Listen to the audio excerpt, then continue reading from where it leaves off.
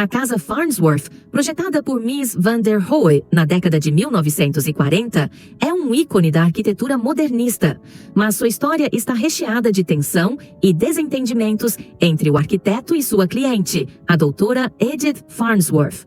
A briga entre os dois virou quase uma lenda no mundo da arquitetura e envolve muito mais do que diferenças de opinião sobre design.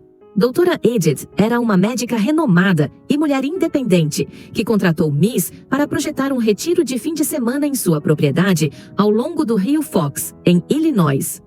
Doutora Edith queria uma casa que fosse moderna, funcional e um lugar de conexão com a natureza.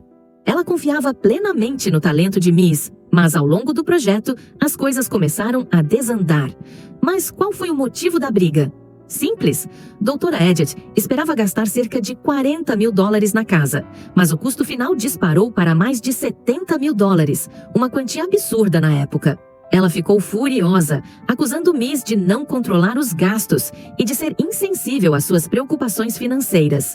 Ainda tem mais. Doutora Edith adorava a ideia de modernidade, mas quando a casa começou a tomar forma, ela percebeu que o design minimalista não era tão funcional quanto esperava.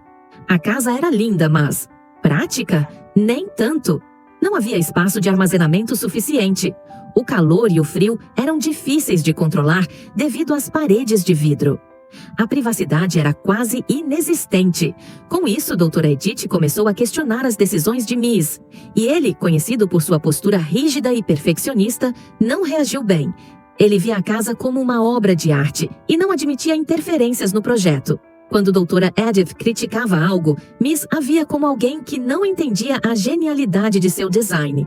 Há quem diga que os dois tiveram uma relação além do profissional, talvez um flerte ou até mesmo um romance, mas que isso acabou azedando ainda mais a situação. Quando o relacionamento pessoal foi rompido, as discussões sobre o projeto ficaram ainda mais tensas. Quando a casa foi concluída, doutora Edith a usou, mas nunca foi completamente feliz com ela. Ela chegou a processar Mies, alegando negligência e má gestão, mas perdeu o caso. Por outro lado, Mies também não saiu ileso. A briga manchou um pouco sua reputação na época, embora a casa tenha se tornado uma obra-prima aclamada ao longo dos anos. Apesar da beleza e do impacto arquitetônico da casa Farnsworth, a relação entre cliente e arquiteto foi um desastre. É um exemplo clássico de como uma visão artística e a funcionalidade prática nem sempre andam de mãos dadas, e de como egos podem transformar um projeto incrível em uma experiência amarga.